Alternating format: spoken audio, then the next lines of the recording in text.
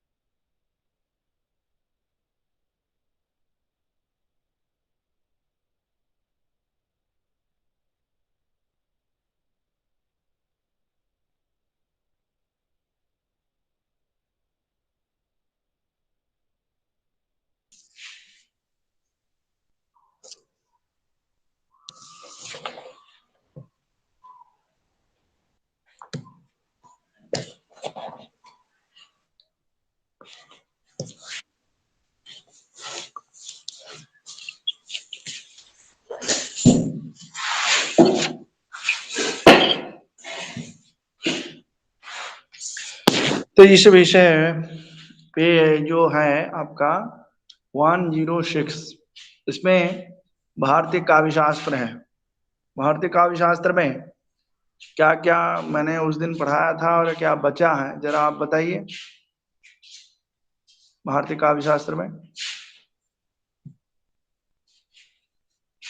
जो लोग हैं, मैंने पढ़ाया था उस दिन रस सिद्धांत क्या होगा, फिर क्या बचा है, क्या आगे होगा, जरा उसकी वो बताइए, फिर हम उसकी चर्चा करेंगे।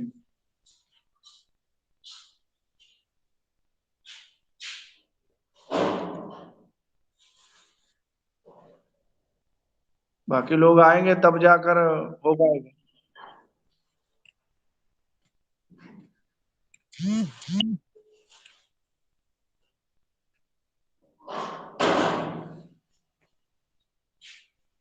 बताइए बताइए,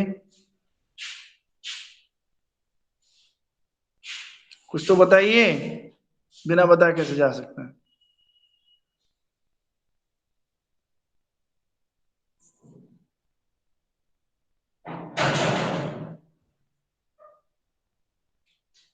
तो चलिए, इसमें सिलेबस में क्या है जरा बताओ, फिर आगे बढ़ेंगे।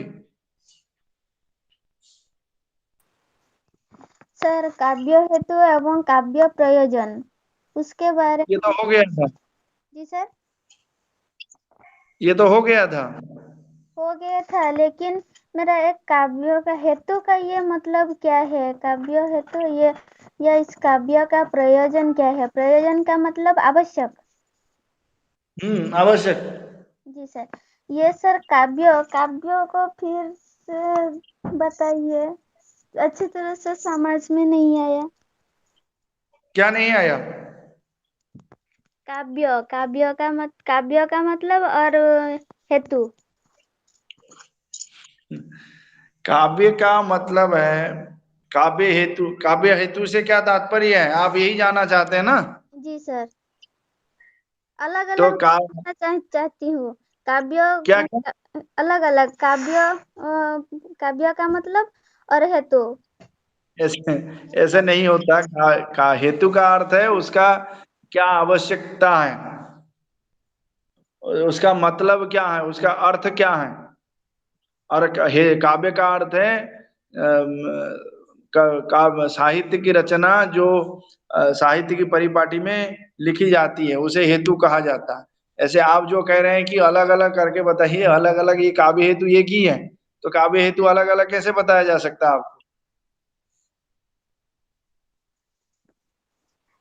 मुझे लगता है कि हेतु का मतलब और क्या है। नहीं नहीं, और कुछ नहीं है। बस आपने पढ़ा है, हेतु पढ़ा है?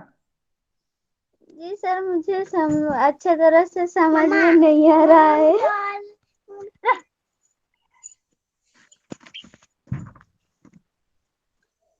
काव्य हेतु अर्थात काव्य की रचना करने वाले कवि में ऐसी कौन सी विलक्षण शक्ति है, क्या कारण है, क्या तत्व है, जिसके कारण एक व्यक्ति, एक साधारण मनुष्य कवि होता हुआ भी ये रच रहा है, ये उसका काव्य हेतु है। काव्य का तात्पर्य है कवि कर्म। अब समझ जाइए कि काव्य का अर्थ है कवि कर्म, तथा हेतु का अर्थ है कारण। कौन सा कारण है जिससे प्रेरित होकर काव्य कवि कविता करता, कौन सी विलक्षण शक्ति है, ऐसा ऐसी कौन सी विलक्षणता है जिसके कारण कवि कविता करता है। तो ये जिसके द्वारा एक व्यक्ति साधारण मनुष्य होता हुआ भी कविता रचता है, वह काव्य का कारण है। इसे आप लौकिक और अलौकिक रूप में भी देख सकते हैं। तो ये जैसे कहा जाता है कवि जो होता है वो ब्रह्मा होता है, इसीलिए संस्कृत में कहा गया है अपारे कवि संसारे, कवि अपारे खल कवि संसार यानी कविरेवह प्रजापति, अपारे खलु संसारे कविरेवह प्रजापति। तो भारतीय दृष्टि में जो काव्य हेतु है, एक तो काव्य किस प्रकार एक मनुष्य लिखता है, उसके तीन हेतु बताए गए हैं: प्रतिभा, व्युत्पत्ति और अभ्यास। अभ्यास। ये प्रतिभा क्या है ना, ये प्रतिभा जन्मजात होती है। जैसे आप इंटेलिजेंसी कहते हैं, इंटेलिजेंट कहते हैं, जो बुद्धिमत्ता होती है, आईक्यू जिसे कहते हैं। और व्युत्पत्ति क्या है ना, व्युत्पत्ति जो सांसारिक धारणाएं हैं, जो व्युत्पत्ति काव्य सृजन का हेतु तथा व्युत्पत्ति एवं अभ्यास इसके संस्कारक तत्व हैं।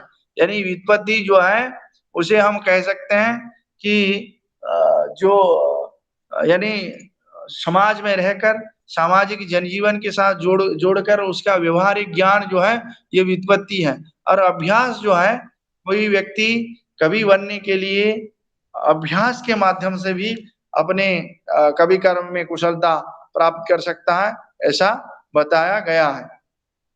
ये भी है कि अ, क, क, जो प्रतिभा व्युत्पत्ति, इसके संदर्भ में भामा ने कहा, दंडी ने कहा, रुद्रट ने कहा, आनंदवर्धन ने कहा, चंद्रशेखर ने कहा, मम्मट ने कहा, कवि पंडित राज जगन्नाथ ने कहा। तो इस प्रकार सबने काव्य हेतु के बारे में अपनी अपनी बात बताई। तो काव्य शास्त्र में हेतु जो हेतु है वो काव्य कारण का संबंध है। तो इसी को प्रतिभा जो है पहला काव्य हेतु है। तो प्रतिभा को आचार्य मम्मट ने शक्ति माना है। वे शक्ति, निपुणता और अभ्यास तीनों के सम्मिलित रूप को काव्य हेतु मानते हैं। काव्य प्रकाश में उसका उल्लेख करते हुए उन्होंने लिखा है शक्ति निपुण तालो। उन्होंने लिखा है शक्ति निपुणो तालोक शास्त्र काव्योदक्षणम। इस प्रकार अर्थात शक्ति, लोक व्यवहार शास्त्र तथा काव्य आदि के अनुशीलन और ज्ञान से उत्पन्न योग्यता एवं शिक्षा द्वारा प्राप्त अभ्यास ही काव्य हेतु है। उसी प्रकार काव्य मीमांसा में काव्य हेतु प्रतिभा का विशद विवेचन चंद्रशेखर आचार्य राजशेखर करते हैं। वे प्रतिभा के दो भेद मानते हैं, कारायत्री और भावयत्री प्रतिभा। तो उसी प्रकार व्युत्पत्ति काव्य का दूसरा हेतु जो है व्युत्पत्ति है। राजशेखर के अनुसार उचित अनुचित का विवेक, जो लोक व्यवहार का ज्ञान है उसे व्युत्पत्ति कहा जाता है। राजशेखर लिखते हैं उचित अनुचित विवेक हो व्युत्पत्ति ही। वे इस व्युत्पत्ति हेतु का अर्थ बहुज्ञाता मानते हैं। आचार्य वामन ने इसका अर्थ विद्या परिज्ञान माना है। आचार्य रुद्रट के अनुसार छंद, व्याकरण, कला, लोक स्थिति, पद और पदार्थों के विशेष ज्ञान से उचित अनुचित को सम्यक जो परिज्ञान होता है उसी को हम काव्य की व्युत्पत्ति मान सकते हैं। संक्षेप में ये कहा जा सकता है कि काव्य व्युत्पत्ति ये है। जब हम काव्य अभ्यास की बात करते हैं तो अभ्यास जो है राजशेखर के अनुसार निरंतर प्रयास करते रहने। एक काम में मान लीजिए हमें सफलता नहीं मिली, फिर निरंतर उसमें हमने प्रयास किया और अंत में हमें सफलता मिलती है। तो ये जो है अभ्यास है। जहां तक आपका सवाल था कि काव्य और काव्य हेतु क्या है, काव्य जो है कवि का कर्म है।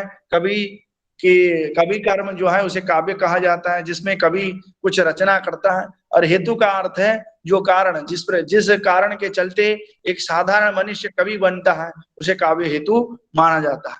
तो मैं समझता हूँ कि आपने जो सवाल दागे थे वो आपकी समझ में वो आ गया होगा। तो आगे हम बढ़ते हैं।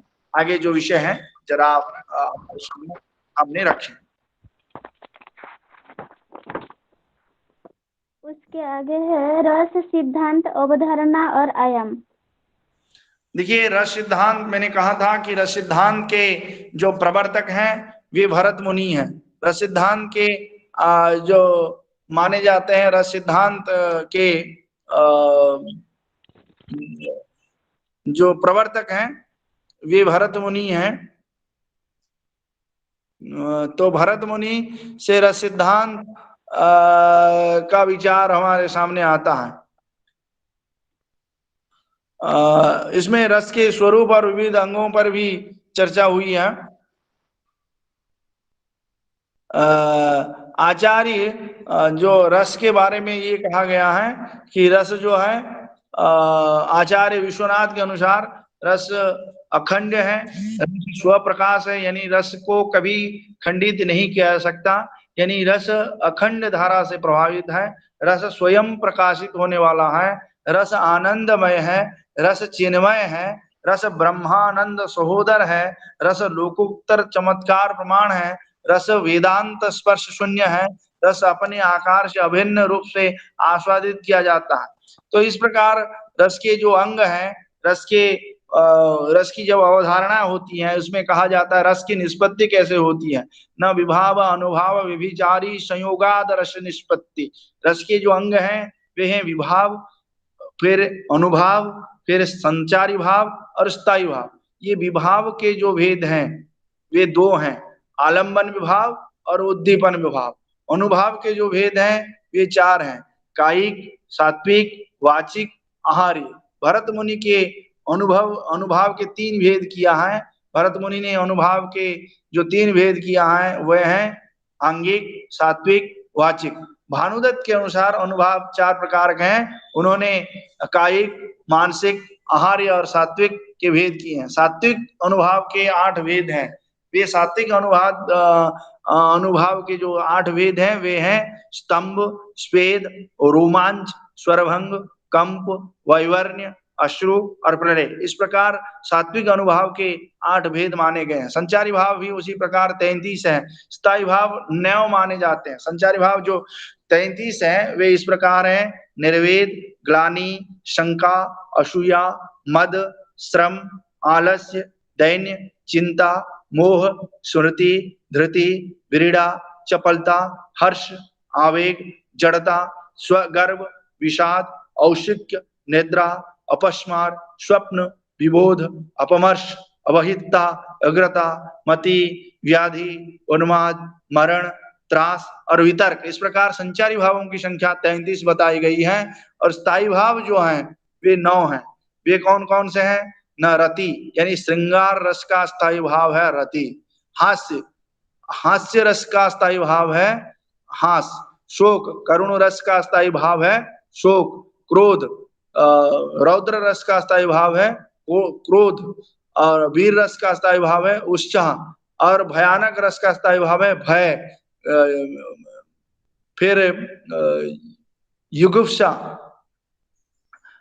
युगुप्सा जो है इसे आप ये कह सकते हैं, युगुप्सा जो है वो इस रस का स्थायी भाव है।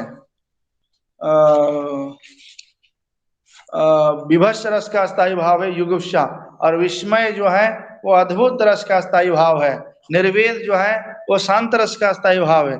इस प्रकार रस के विविध अंगों यानी रंग क्या है? न भाव, विभाव और आलंबन विभाव।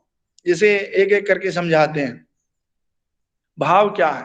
न भरत मुनि के अनुसार वागं सत्पोक्ता काव्यार्थ भाव्यन्यति प्रीति हवा इति, अर्थात जो वाणी, अग तथा सत्व से युक्त काव्यार्थों का आस्वादन के योग्य बनाए भाव कहते हैं। भरत मुनि ने भावों की संख्या 49 बताई है। उसमें 33 संचारी, 8 स्थायी और 8 सात्विक भाव हैं। आचार्य भोज ने इस मत की स्थापना की, रसों से ही भावों की उत्पत्ति होती है ऐसा कहा। विभाव क्या है आप जानिए। जिस विषय के द्वारा भाव मन में जगते और विकसित होते हैं वो विभाव कहलाते हैं। जैसे विभाव के बारे में हम ये कह सकते हैं, एक उदाहरण दे सकते हैं आपको कि जिस व्यक्ति के हृदय में आलंबन और उद्दीपन के प्रभाव से भाव की उत्पत्ति होती है उसे हम आश्रय कहते हैं। तो विभाव क्या है? वे व्यक्ति या पदार्थ जो भावोत्तेजना के मूल कारक हैं वे विभाव कहलाते हैं। यानी जो कारक या व्यक्ति, मान लीजिए हमारे मन में प्रेम का जो भाव उत्पन्न होता है, वो प्रेम का भाव जिस व्यक्ति या कारक के कारण हमारे मन में ये उत्पन्न होता है उसे विभाव कहते हैं। तो विभाव 2 प्रकार के हैं, एक आलंबन विभाव और एक उद्दीपन विभाव। आलंबन विभाव क्या है? न जिसके कारण किसी व्यक्ति के हृदय में स्थायी भाव जागृत होते हैं। स्थायी भाव 8 हैं, तो ये जब जागृत होते हैं उसे आलंबन कहते हैं। जैसे शकुंतला को देखकर दुष्यंत के हृदय में रति नामक स्थायी भाव जागृत हुआ, तो यहाँ पर दुष्यंत आश्रय है, शकुंतला आलंबन है। आलंबन के 2 भेद हैं, वे हैं आलंबन और आश्रय। और उद्दीपन विभाव क्या है? न जो विभाव आलंबन विभाव में सहायक की भूमिका निभाते हैं। यानी आलंबन विभाव किसी व्यक्ति और कारक को देखकर उत्पन्न होता है, स्थायी भाव जागृत होता है, लेकिन उसके लिए जो पृष्ठभूमि एक परिवेश बनाने का काम होता है वह क्या करता है ना, उद्दीपन विभाव वो काम करता है।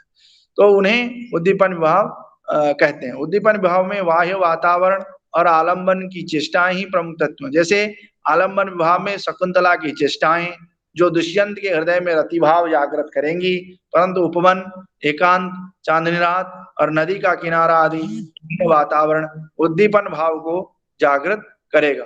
तो इसी प्रकार हम देखते हैं कि ये विभाव और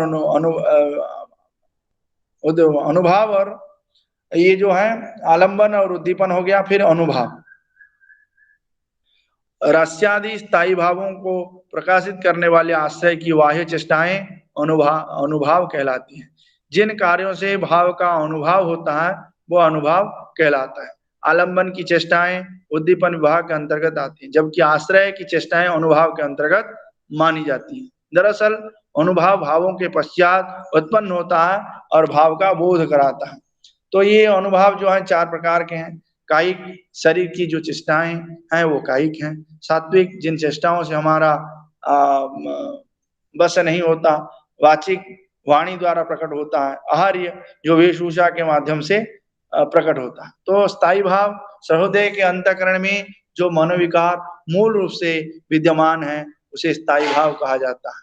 तो फिर इसके अंतर्गत संचारी भाव, जिसे व्यभिचारी भाव भी कहते हैं, इनकी संख्या 33 बताई जाती है। जो भाव स्थायी भाव की पुष्टि करने के लिए तत्पर हैं वे भाव संचारी कहलाते हैं। जो स्थायी भाव हमारे मन में है उस स्थायी भाव को की उत्तर वृद्धि करने में, उसे संपुष्ट बनाने में, उसे परिपुष्ट बनाने में जो भाव कारण के रूप में हमारे सामने आते हैं वे संचारी भाव या व्यभिचारी भाव कहलाते हैं।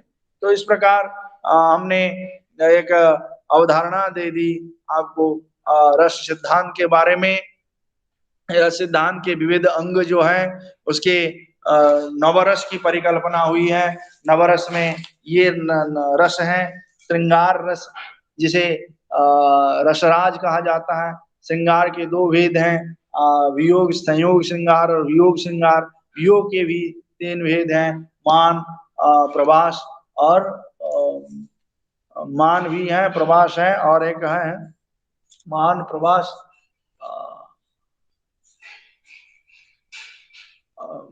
भूल रहा हूं। तो ये श्रृंगार रस के स्थायी भाव रति हैं। हास्य रस का स्थायी भाव हास है। करुण रस का स्थायी भाव शोक है।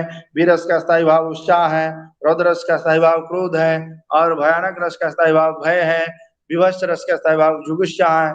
और अद्भुत रस का स्थायी भाव विस्मय है। और उसी प्रकार शांत रस का स्थायी भाव निर्वेद है। तो इसी प्रकार रस सिद्धांत के जो रस सिद्धांत की जो अवधारणा थी, जो पृष्ठभूमि थी, ये आपके सामने मैंने रखा। फिर अगर आप फिर आगे जो है आप बताएं।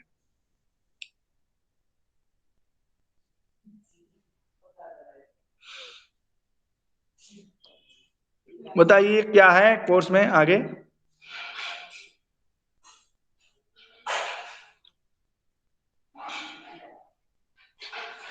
अनम्यूट करके बताएं कोई। रश्मिता बताओ। रस निष्पत्ति एवं साधारणीकरण। रस निष्पत्ति और साधारणीकरण। तो ये रस निष्पत्ति मैंने कहा था कि रस निष्पत्ति जो है किस प्रकार होता है, न विभाव, अनुभाव, व्यभिचारी और संयोगाद रस निष्पत्ति। रस निष्पत्ति भट्टनायक रस निष्पत्ति के बारे में ये कहा जाता है कि रस निष्पत्ति, इसमें रस निष्पत्ति का विवेचन भारतीय काव्यशास्त्र में विवाद का विषय रहा है। रस के संबंध हर बिंदु पर विचार करने के लिए भरत मुनि ने एक सूत्र दिया है। उन्होंने लिखा है कि विभावानुभाव व्यभिचारी संयोगाद रस निष्पत्ति। मूल समस्या यह है कि संयोग और निष्पत्ति इन दोनों शब्दों से क्या आशय है। नट और सहृदय में रस का भोक्ता कौन होता है, नट होता है या सहृदय, यानी जो अभिनय करता है वो होता है या देखने वाला होता है। और भरत मुनि के परवर्ती जो व्याख्याकार हुए उन्होंने रस निष्पत्ति की बात कही, यानी रस निष्पत्ति के बारे में 4 प्रमुख आचार्य हुए जिन्होंने रस निष्पत्ति की बात बताई। उनमें से एक है भट्ट लूलट। उनका जो मत है वो उत्पत्तिवाद के नाम से जाना जाता है, उसे आरोपवाद भी कहा जाता है। फिर भट्ट लूलट के बाद शंकुक आते हैं, जिनके बाद का नाम अनुमितिवाद या अनुमानवाद भी है। फिर भट्टनायक आते हैं, उनका जो मत है उसे भुक्तिवाद के नाम से जाना जाता है। फिर अभिव्यक्तिवाद के साथ अभिनव गुप्त पदार्पण करते हैं। तो भट्टनायक इनके अनुसार अपरिपक्व स्थायी भाव विभावादि का संयोग पाकर जब परिपक्व होता है तभी इसका नाम रस पड़ जाता है। तो शंकुक ने कहा कि भट्टलुलट का ये सिद्धांत,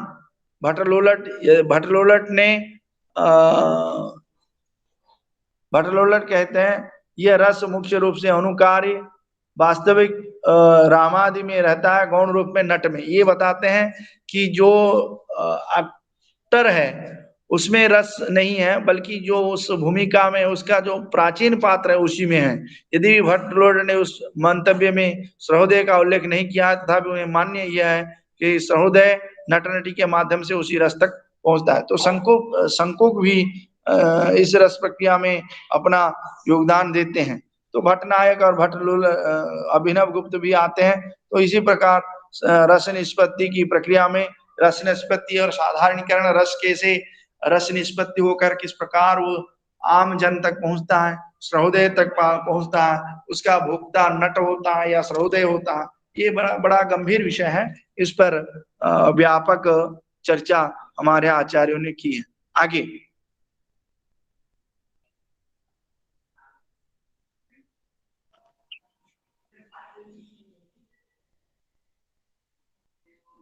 आगे किसी का क्या है बताइए। सर, अलंकार संप्रदाय, स्वरूप एवं आयाम। ठीक है।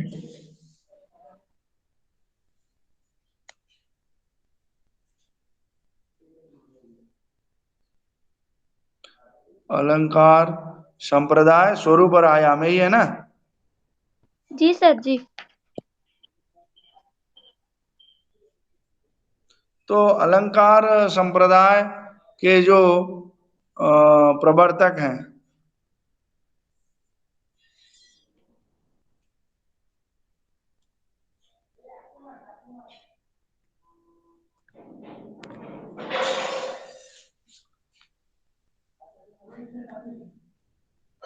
भारतीय काव्य शास्त्र की परंपरा में रस के बाद दूसरा महत्वपूर्ण संप्रदाय अलंकार संप्रदाय है। अलंकार का सामान्य अर्थ है आभूषण, किंतु काव्य के क्षेत्र में इसका विशेष अर्थ रूढ़ है। अलंकरोतीति अलंकार, जो काव्य का अलंकरण करें उसे जो काव्य का अलंकृत करें वही अलंकार है। अलंक्रिय तेन इति अलंकार, इसके द्वारा अलंकृत किया जाए वह अलंकार है। ये लक्षण अपर्याप्त हैं, क्योंकि केवल अलंकार ही काव्य की शोभा नहीं बढ़ाते। रस, ध्वनि, गुण, रीति इत्यादि काव्य की शोभा बढ़ाते हैं। अलंकारों का सर्वप्रथम निरूपण किसने किया, इस संबंध में कुछ निश्चय नहीं कहा जा सकता। भरत के नाट्य शास्त्र में केवल 4 अलंकारों का उल्लेख मिलता है, उपमा, रूपक, दीपक और यमक। किंतु अभी अलंकार सिद्धांत का जन्म नहीं हुआ था। अलंकार सिद्धांत का प्रवर्तक भामह माने जाते हैं, जो छठी शताब्दी के बताए गए हैं, जिनका प्रसिद्ध ग्रंथ है काव्य अलंकार। भामह का अनुसरण आचार्य दंडी ने किया। दंडी भी अलंकार संप्रदाय के हैं। फिर भामह और दंडी दोनों का अनुसरण उद्भट ने किया। इन तीनों आचार्यों के अतिरिक्त रूप्यक, रीतिवादी आचार्य वामन, वक्रोक्तिवादी कुंतक, इसी तरह किसी न किसी रूप में मम्मट, जयदेव, आचार्य केशव हिंदी के, इन्होंने अलंकार को काव्य का आवश्यक तत्व माना। भामह ने अलंकार को काव्य का एक आवश्यक आभूषण तत्व स्वीकार करते हुए कहा, न कांतमपि विभूषणम विभाति वनिता मुखम, अर्थात बिना अलंकार के काव्य उसी प्रकार शोभित नहीं हो सकता जिस प्रकार किसी सुंदर स्त्री का मुख बिना अलंकार के शोभा नहीं पाता। दंडी ने कहा, काव्य शोभाक्रान धर्मान अलंकारन प्रचक्षते। उन्होंने कहा कि काव्य की शोभा बढ़ाने वाले जो धर्म है उसे अलंकार कहा जाता है। इन्होंने आचार्य दंडी ने 36 अलंकारों का विवेचन किया और अतिशयोक्ति को पृथक अलंकार के रूप में उसका चित्रण किया। वामन ने भी गुणों को काव्य में नित्य और अलंकार को अनित्य स्थान दिया, जबकि ये रीतिवादी हैं और गुणों को प्रमुखता देते हैं। उन्होंने कहा, काव्य शोभा माया कर्तारो धर्मा गुणः। उनके कथानुसार गुण यदि काव्य के शोभाकारक धर्म है तो अलंकार उस शोभा के वर्धक माने जाते हैं। आनंदवर्धन जो कि ध्वनि संप्रदाय के प्रवर्तक बताए गए हैं, उन्होंने भी अलंकार के बारे में कहा। उन्होंने अलंकार को नूतन लक्षण प्रस्तुत करते हुए बताया कि अंगाश्रितास्त्व अलंकार मन्यत्वा कट कदाचितम, अर्थात अलंकार शब्द और अर्थ के आश्रित रहकर कटक कुंडल आदि के समान ध्वनि भी महत्वपूर्ण है। मम्मट के अनुसार काव्य लक्षण में उन्होंने कहा अनलंकृति पुनः क्वापी। उनके अनुसार गुण रस के नित्य धर्म है, अलंकार शब्दार्थ के अस्थिर धर्म। जयदेव की अलंकार के संबंध में धारणा पूर्वाग्रह की सीमा को छूती प्रतीत होती। उन्होंने लिखा अंगी करोति य काव्यम शब्दार्थ बन कृति बलन कृति अशो न मन्यते कस्मात् दनु सलन कृति, अर्थात जो व्यक्ति बिना अलंकारों के काव्य का अस्तित्व स्वीकार करता है वह ऐसा क्यों नहीं मान लेता कि अग्नि भी बिना उष्णता के हो सकती है। यानी जिस प्रकार अग्नि में तपन होना अनिवार्य है, उसी प्रकार काव्य में अलंकार का होना अनिवार्य है, महत्वपूर्ण है। केशवदास लिखते हैं, हिंदी के ये अलंकारवादी आचार्य हैं, उन्होंने लिखा कि यद्यपि सुजाति सुलक्षणी सुवर्ण सरस सबरूत भूषण बिना न विराजही कविता वनितामित। इस प्रकार उन्होंने इन केशवदास ने भी अलंकार को महत्व दिया। तो अलंकार के स्वरूप को स्पष्ट करते हुए हमारे आचार्य ने ये बताया कि अलंकार निश्चित रूप से काव्य का एक धर्म है। भले ही अलंकारवादी आचार्यों को छोड़कर बाकी जितने भी संप्रदाय के आचार्य हुए उन्होंने उसे महत्वपूर्ण तत्व तो माना, आवश्यक तत्व तो माना, लेकिन अनिवार्य तत्व के रूप में स्वीकार नहीं किया। लेकिन हम ये कह सकते हैं कि अलंकार के कारण, अलंकार ऋग्वेद में ये कहा गया है कि अलंकार के कितने भेद किए गए, अलंकार के 3 भेद किए गए, काव्य ये शब्दालंकार, अर्थालंकार और उभयालंकार। ये कहा गया अग्नि पुराण में कि शब्दालंकार रहिता विधवीव सरस्वती, सरस्वती जो है शब्द अलंकार के अतिरिक्त विधवा जैसे लगने लगती है। तो आगे फिर आप बताइए कि क्या है। जी सर, काव्यालंकार स्वरूप एवं प्रकार। काव्यालंकार स्वरूप और प्रकार ये है ना? जी सर। काव्यालंकार स्वरूप और प्रकार।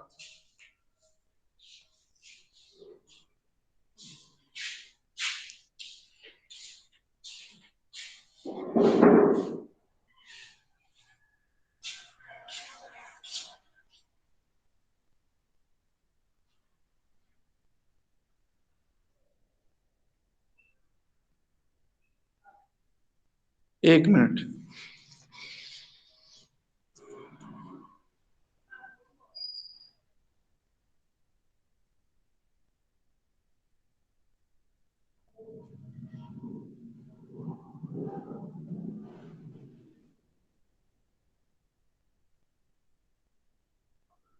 तो काव्यालंकार के अंतर्गत जिन अलंकारों की चर्चा की जाती है हम उसकी चर्चा करते हैं। एक मिनट।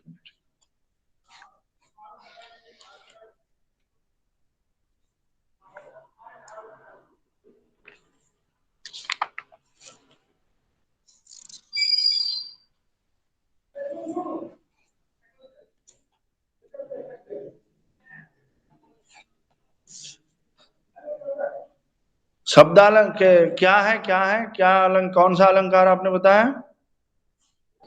जी सर, काव्यालंकार।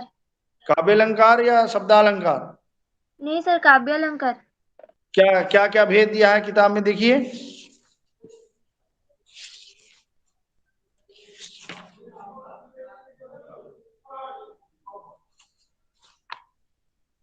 क्या भेद? परिभाषा एवं प्रकार। प्रकार में क्या दिया है? शब्दालंकार, अर्थालंकार। मैं तो वही कह रहा हूँ, शब्दालंकार, अर्थालंकार। देखिए शब्दालंकार के अंतर्गत जैसे शब्दालंकार के अंतर्गत जो उपभेद आते हैं वे अनुप्रास, यमक, वक्रोक्ति, श्लेष। अनुप्रास अलंकार जब एक वर्ण की आवृत्ति बार बार होती है उसे अनुप्रास अलंकार कहा जाता है। जैसे बंदो गुरुपद पद्म परागा, सुरुचि सुहास सरस अनुरागा, अमिय मुरिमय चूरन चारु, समन सकल भव रुज परिवार। ये मानस की पंक्ति है। इसमें एक वर्ण की वार वार आवृत्ति हो रही है, इसे अनुप्रास कहा जाता है। बंदो गुरु पद, बंदो गुरु पद कंज कृपा सिंधु नर रूप हरि, जिसमें र कितनी है, उसमें बंदो गुरु पद पदुम पराग, पदुम पराग, सुरुचि सुबास सरस, इन तीनों में स है। सुरुचि सुबास सरस अनुराग, अमीय मुरिमय चूरन चारु। तो इस प्रकार ये अनुप्रास अलंकार है। तो फिर यमक अलंकार, यमक अलंकार एक अलंकार से जब अलंकार से जब दो अर्थ निकलते हैं एक शब्द से, उसे यमक अलंकार कहा जाता है। उसमें कहा गया बिहारी के एक दोहे को लीजिए कि कनक कनक ते शौबनी मादकता अधिकाई, यही खाए बैराए जग वही पाए बैराए। यानी जो यानी एक कनक का अर्थ है सोना यानी धन, दूसरे कनक का अर्थ है धतूरा। एक धतूरा जो है जहरीला फल है, धतूरे को खाने से व्यक्ति की मृत्यु होती है, व्यक्ति मर जाता है। और दूसरा जो है सोना, जब हमारे पास अधिक संपत्ति होती है तब भी हम गर्व के कारण, अहंकार के कारण पागल जैसा हो जाते हैं, पागल सा व्यवहार करते हैं। तो इसीलिए कहा जाता है कि कनक कनक ते सौगुनी मादकता अधिकाय, यही पाए बैराय जग वही पाए बैराय। तो इसी प्रकार वक्रोक्ति, वक्रोक्ति यानी एक वक्रोक्ति ढंग से कहना। तो उसी प्रकार अर्थालंकार में उपमा है, रूपक है, उत्प्रेक्षा है, अतिशोक्ति है, फिर व्याजस्तुति है, समासोक्ति है, व्यतिरेक है। ये अलग अलग प्रकार के आपके अलंकार हैं। इसकी व्याख्या आपकी किताब में होगी, आप देखिए, क्योंकि ये मैंने बार बार बताया कि काउंसलिंग क्लासेस है, इसीलिए आप लोग पढ़कर आइए और जो शंका है, जो आपके मन में जो विचार है उसी का समाधान ही हम करेंगे, जो शंका है उसी का निवारण करेंगे। तो आगे बढ़िए। इसके अलावा और क्या है?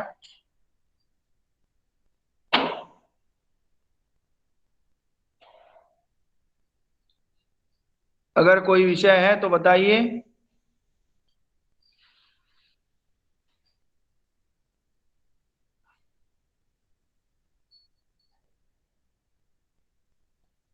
बताइए कैसे कोई। सर रीति संप्रदाय, अवधारणा एवं आयाम। रीति संप्रदाय, अवधारणा और आयाम।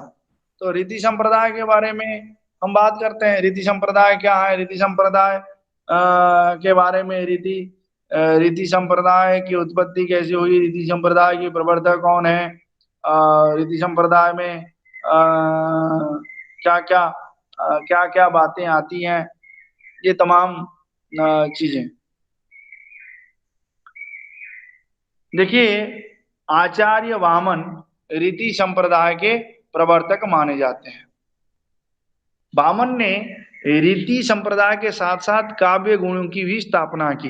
रीति शब्द जो है ये रिंग धातु से उत्पन्न है, जिसका अर्थ है गमन या क्षरण होता है। रियते क्षरते रियते क्षरति वांग मधुरोति ही रीति, अर्थात जिसके प्रवेश से वाणी मधुधारा की वर्षा करने लगती है उसे रीति कहते हैं। रीति को अनेक नामों से पुकारा जाता है, जैसे कोई उसे प्रणाली कहता है, कोई उसे मार्ग मानता है, कोई उसे पंथ कहता है, कोई उसे शैली कहता है। वामन के अनुसार रीति के क्या लक्षण है वामन बताते हैं, क्योंकि वामन रीति संप्रदाय के प्रवर्तक। वामन बताते हैं कि विशिष्ट पद रचना रीति, अर्थात विशेष प्रकार की पद वाली जो रचना होती है इसे रीति कहते हैं।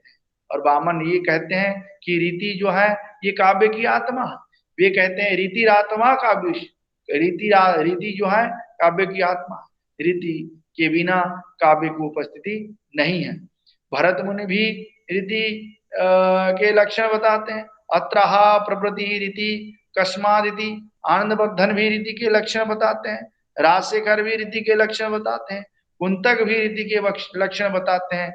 और कुंतक कहते हैं कवि स्वभावे भेदात्वात रीति, काव्य रीति के प्रकार।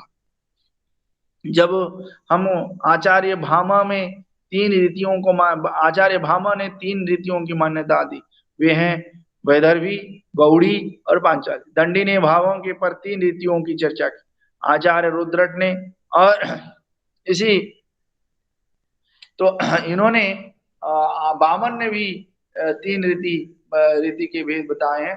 विदर्भ, वैदर्भी रीति, विदर्भ, इस रीति का संबंध विदर्भ प्रांत से है, क्योंकि पहले जमाने में भारतवर्ष को, यानी जिस प्रकार आजकल ये हिंदी साहित्य को इस प्रकार देखा जाता है कि हिंदी भाषी क्षेत्र का हिंदी साहित्य और हिंदी तर भाषी क्षेत्र का हिंदी साहित्य, तो उस समय ये जो रीति है, जिस ढंग से साहित्य की रचना हुआ करती थी, उस आधार पर इस रीति का संबंध है विदर्भ, वैदर्भी रीति का संबंध विदर्भ प्रांत से।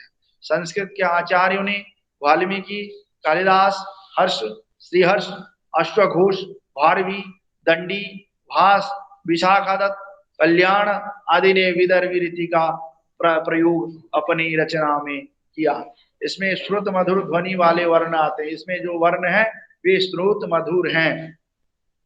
इसमें लंबे सामासिक पद, कर्ण कटु वर्ण, कठोर वर्ण, संयुक्त वर्ण, लंबे अनुप्रासिक पदों का निषेध होता, ये लंबे नहीं आ सकते, कटु वर्ण नहीं आ सकते। इसमें जो रस आते हैं इसमें केवल मुख्य रूप से श्रृंगार, करुण, शांत, हास्य आदि रसों को देखा जा सकता है। इसमें माधुर्य गुण, उपनागरिका आवृत्ति और चित्र की धृति आदि होती है। जैसे उदाहरण के रूप में आप देख सकते हैं, देखी शिवही सुरतिय मुस्काई, वरलायक दुल्हन जगराही, तासु वचन अति सियहि सोहाने, तरसि लागी लोचन कुलाने। यानी जब शिव पार्वती का विवाह होने वाला है उस समय की ये कथा है कि देखकर ये सब हंसने लगे कि इस प्रकार पार्वती के लिए ऐसा लड़का ये लोग ढूंढ लाए। तो गौड़ी रीति, ये गौड़ी रीति का क्या लक्षण है? इस रीति का संबंध गौड़ प्रांत से है, यानी उड़ीसा, पश्चिम बंगाल जो है आज का, इसमें इसी को गौड़ प्रांत कहा जाता है। जहाँ ये जो पद हैं ये लंबे होते हैं, अनुप्रासिक पद होते हैं। इसमें कर्ण, कटु वर्ण, कठोर वर्ण आदि की बहुलता होती है। इसके वर्ण संयुक्त होते हैं और अतिशयोक्ति वर्ण का प्रयोग इसी रीति में होता है। इस रीति का प्रयोग वीर, विभत्स, भयानक और रौद्र रसों में होता है। इसमें ओज गुण, चित्त की दीप्ति अवस्था और पुरुषावृत्ति होती है। इसमें इसी का उदाहरण देखिए कि इसमें जो पुरुषार्थता होती है उसमें प्रसाद की इस पंक्ति को आप देख सकते हैं। हिमाद्रि तुरंग सिंह से प्रबद्ध शुद्ध भारती, स्वयं प्रभा समुज्ज्वला स्वतंत्रता पुकारती। ये जो है ये गौड़ी रीति का प्रभाव है। फिर पांचाली रीति की बात करते हैं तो आचार्य भोज के अनुसार शब्दार्थो समोगम्य पांचाली रीति विशिष्ट कहते हैं। आनंद आचार्य बामन ने इसका सर्वप्रथम पांचाली रीति का उल्लेख किया। रीति माधुर्य और सुकुमारता नामक गुणों का समावेश इसमें होता है। इसे पांचाली रीति में स्वच्छ, निर्मल, आत्मीय पद होते हैं।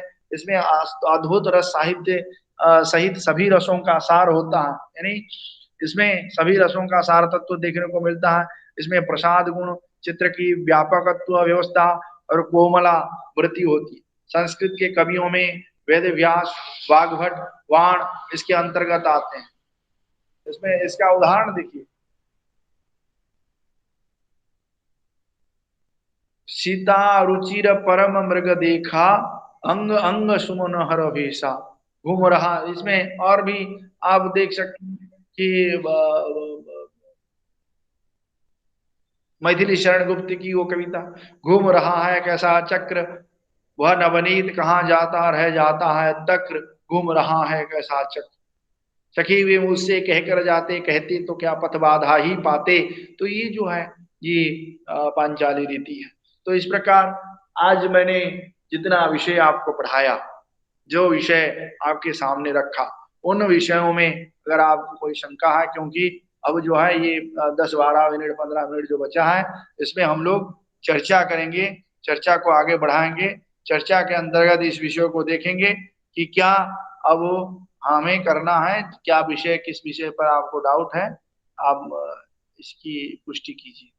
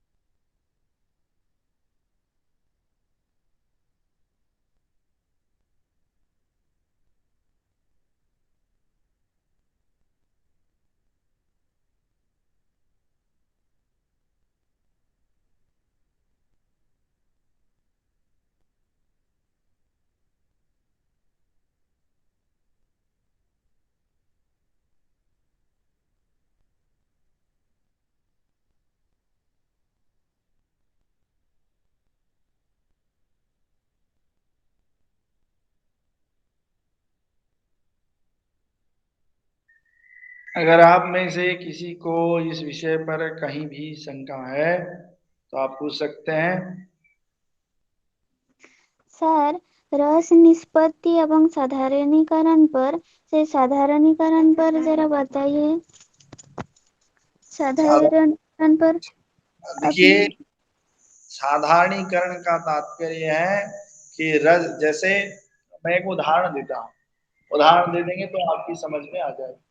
जैसे मान लीजिए कोई रो रहा है, मान लीजिए नाटक हो रहा है, मंच में कोई रो रहा है, तो उसका जो रोना है वो रस निष्पत्ति है, यानी किसी कारण वस्तु, किसी प्रिय वस्तु की हानि से, किसी प्रिय वस्तु, प्रिय व्यक्ति के खोने से, या दुख की घड़ी में वो रो रहा है। ये स्थिति जो है उस करुण रस की अभिव्यक्ति है, वो रो रहा। लेकिन उसका जो रोना है, अगर उस रोने से सामने बैठा हुआ दर्शक द्रवीभूत होता है और उसे भी उसके दुख का एहसास होता है, तो वह साधारणीकरण है।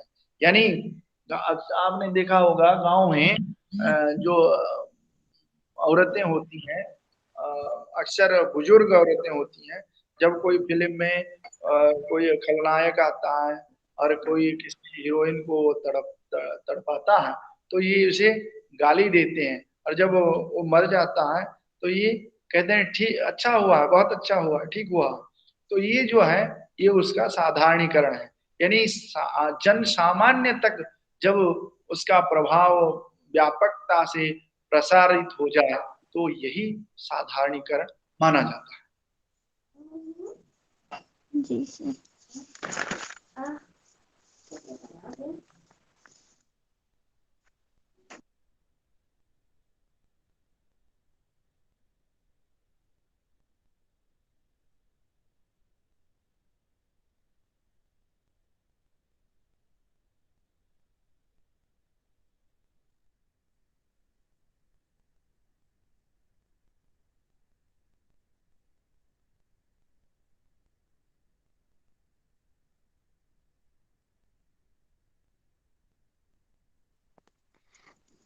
सर, अलंकार के प्रकार में से वक्रोक्तिक अलंकार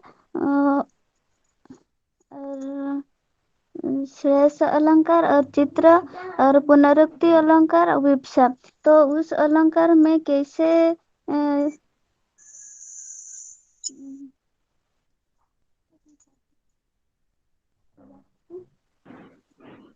क्या है बताइए, कैसे क्या है, मतलब आपका वाक्य पूरा नहीं हुआ।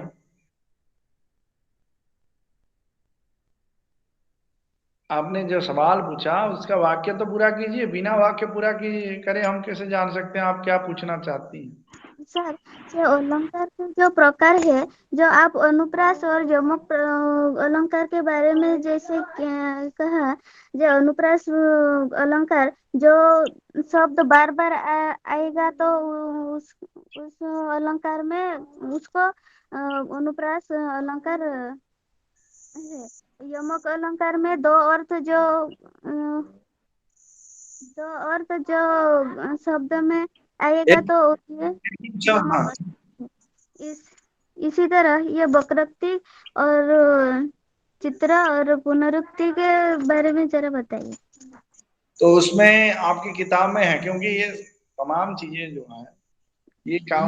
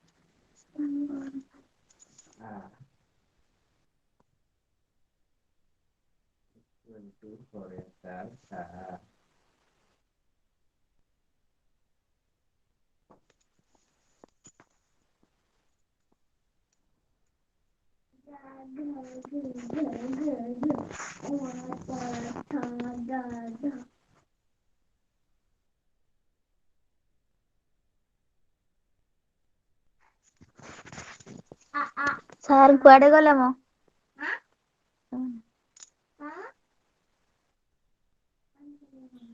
थोड़ा नेटवर्क का प्रॉब्लम है, इसीलिए कब बीच बीच में कट जाता है। तो क्या जो वक्रोक्ति और आप क्या बता रही थी, वक्रोक्ति है और क्या है, समासोक्ति? नहीं, श्लेष है और चित्र, पुनरुक्ति और विपसा। श्लेष, श्लेष अलंकार में एक ही शब्द को दो या उससे अधिक अर्थों में प्रयुक्त किया जाता है। यहाँ जैसे कि एक दोहा है, इसमें एक शब्द के दो से अधिक अर्थ भी हो सकते हैं। जैसे रही मन पानी राखिए बिन पानी सब सून, पानी गए न उबरे मोती मानुष चूर। यहाँ जो पानी है, एक पानी पानी पानी 3 बार पानी शब्द का प्रयोग होगा, लेकिन इसके अर्थ में भिन्नता है। तो जो अर्थ में भिन्नता है, एक अर्थ का अर्थ है सम्मान, दूसरा अर्थ है, एक अर्थ का एक पानी का अर्थ है कांति यानी चमक, दूसरे अर्थ का पानी का अर्थ है प्रतिष्ठा या सम्मान, तीसरे पानी का अर्थ है जल। तो इसी प्रकार इसे आप श्लेष अलंकार कह सकते हैं। और क्या कहा? वक्रोक्ति। वक्रोक्ति, जो उक्ति वक्र होती है, यानी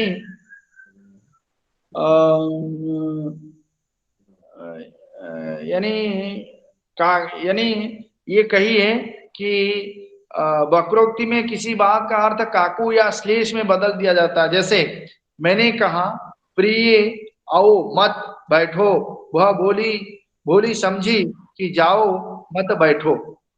यानी इसी में केवल जो पंजक्शन है, जैसे मैंने कहा जाओ मत बैठो, जाओ मत यही मैंने कमा लगा दिया, बैठो।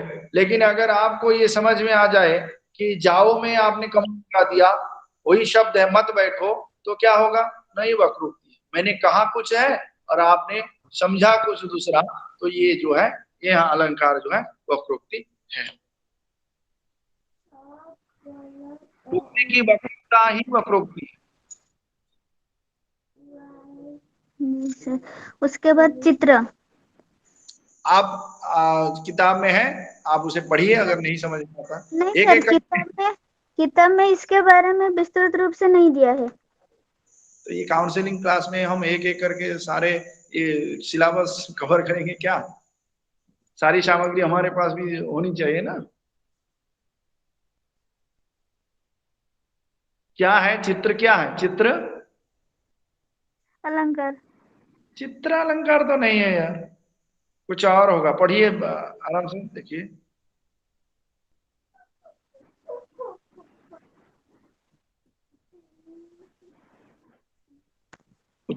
उत्प्रेक्षा है, रूपक है, ऐसा हो सकता है। चित्र अलंकार क्या है?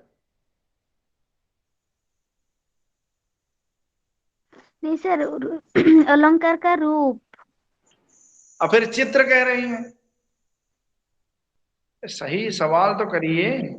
अलंकार के रूप में जो स्वरूप हमने बताए, अलंकार कैसा होता है, अलंकार की क्या आवश्यकता है, काव्य में उसके क्या गुणधर्म हो सकते हैं, ये तमाम जो है अलंकार के रूप है, अलंकार का स्वरूप है।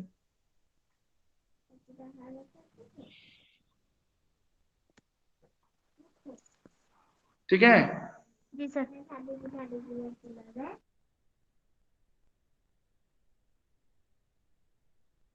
मैं हो रहा है, अगर कोई शंका है किसी को तो पूछिए।